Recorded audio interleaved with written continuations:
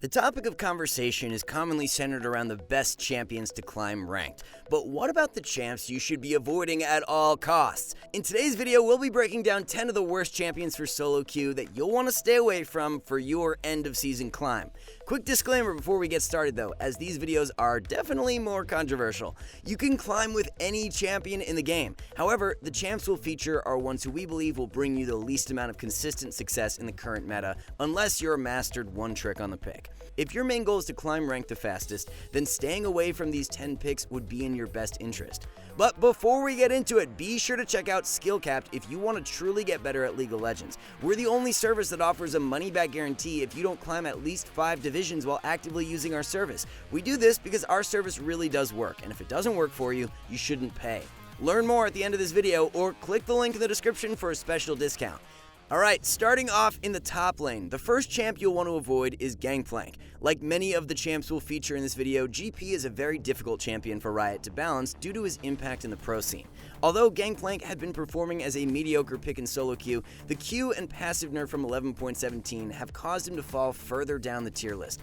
Health buffs in 11.18 help make up for the health lost from the Grasp nerf, but won't be enough to turn Gangplank into a worthwhile pick. Early Q spam to collect Grasp stacks was such a key reason to why Gangplank was a priority pick, and now that it's 60% less effective, he's fallen miserably. In the odd chance you're able to survive early game and reach your 3-item spike, then late game GP will always be a force, but getting there is easier said than done. The fact Gangplank is already a relatively difficult champion to execute while his power level is dropped very low means there isn't much incentive to pick him for the time being. A few more buffs in the coming patches and we could see GP out of our top 10, but for now, we would recommend you look elsewhere if you are serious about climbing.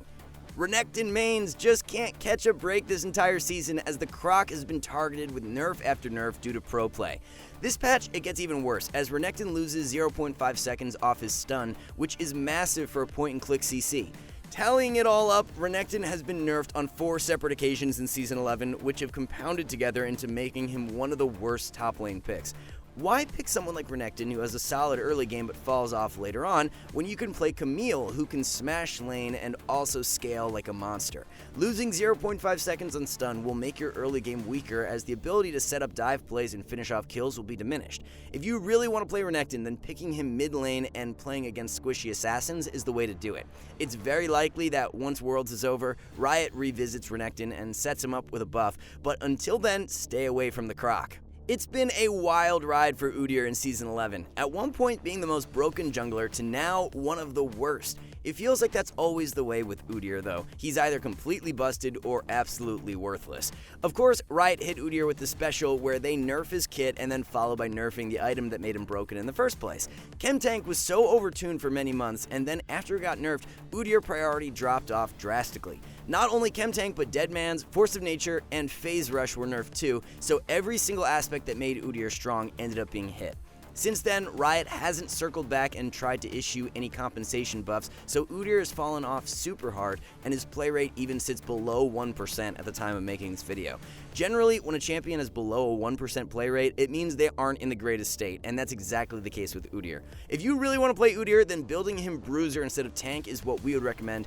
However, there are so many better picks higher on the tier list who will offer you magnitudes of higher carry threat. Another jungler who went from being one of the highly contested picks to rotting in the gutter is Olaf.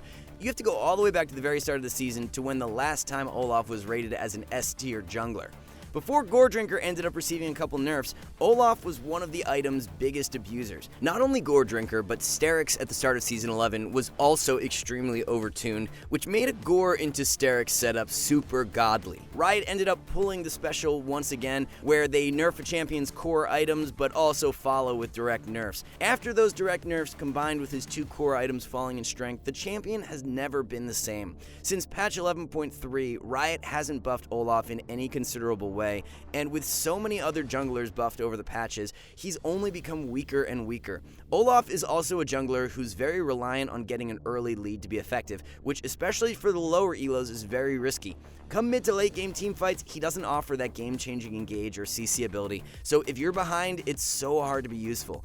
Overall, the skill required to make Olaf work in the current meta is not worth the trouble, so you're better off choosing a jungler higher up on our tier list. Just before we take a look at our mid lane picks, let us know who your top 3 worst champs are for 11.18. By no means do we expect everyone to agree with our list entirely, so if you have your own opinions on this topic, we'd love to hear them down in the comments below. Mid lane Lucian had a really good run for a few months, but that has come to an end after 11.17. The Eclipse into Manamune build was extremely deadly, however it dropped in power significantly and has left Lucian in a below average state. Lucian's ultimate was nerfed so that it scales off crit, which in turn has made the lethality setup quite weak. Base AD was also nerfed, which sucks for solo lane Lucian, as the compensation buffs he received only affect him in the duo lane. Being a champion whose only contribution to his team is damage, if you fall behind with Lucian, you're completely useless. Getting a lead is much more difficult after these nerfs, and it's so risky to play as there are many other mids who are easier to execute and offer more than just damage. Bot lane Lucian is actually in a solid spot now, and a worthwhile pick, but mid and even top lane Lucian have suffered mightily. If you want to play an ADC mid lane, then Corki or Tristana are much better options for 11.18.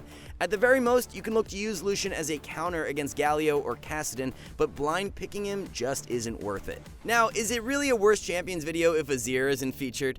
Holding on to one of the lowest play rates and win rates for any mid laner 11.18, nobody wants to play Azir right now, and hey, we don't blame you.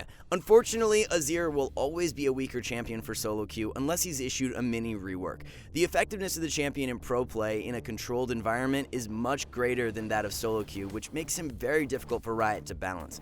Mid to late game Azir with a team comp built around him can be devastating, but that just doesn't occur in solo queue.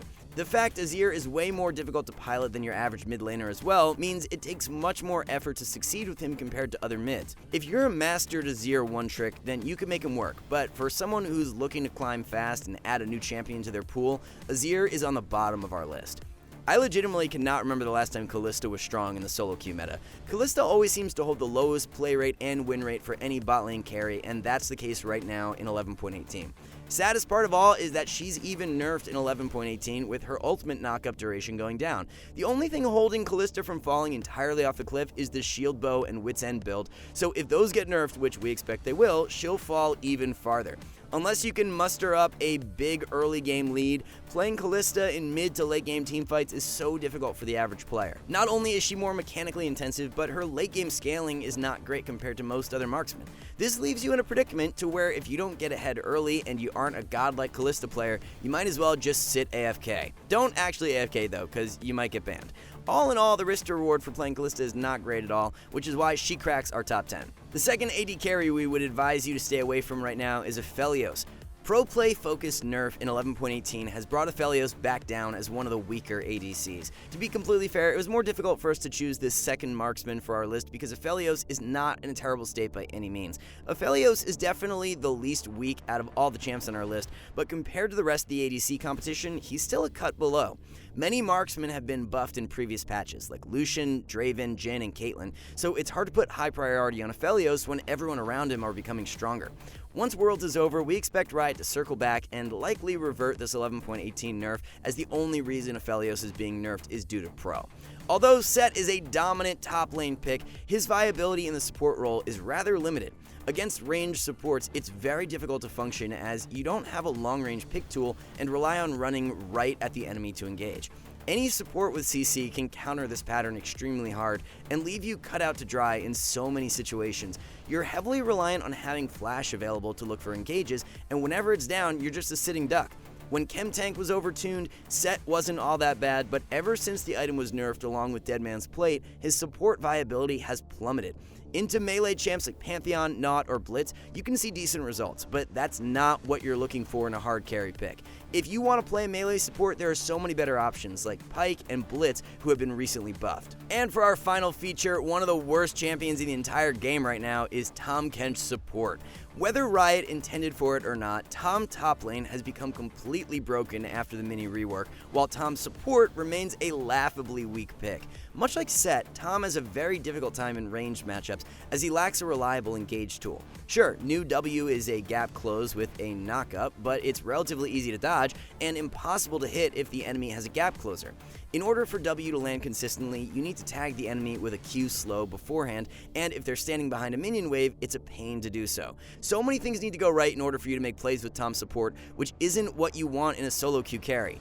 Other melee sports like Leona, Blitz, or Thresh are 10 times more impactful, as they can flip a game on a dime with one nice engage. Tom doesn't have that same kind of playmaking potential, while the supportive aspects of his kit is now on a 120-second cooldown. If Riot wanted Tom to be a support, they should have put more emphasis on his ability to protect carries, as this mini rework has left him in a very odd state. Alright guys, before we wrap this up, let's tell you a little bit more about SkillCapped. So, we offer a 5-division rank up guarantee, and think that's a pretty crazy thing to offer. It's like a gym membership guaranteeing you'll get ripped. Your local gym would go bust if they offered that, right? Not us. We've offered this for years because our service really does work. It works so well, in fact, that we are able to produce by far the largest catalog of premium league guides on the internet. We add over 20 videos a week with over 1,600 guides curated into over 100 courses. No one can compare. We've also sent challenger players into ELO hell 714 times and counting, where they commentate how to carry live. They also respond to all questions asked. Sign up today for as little as $4.99 a month if you are serious about improving. So those are the 10 champions we would recommend you guys avoid if your main goal is to climb ranked for end of season 11. Thanks for watching, and we'll catch you in the next one.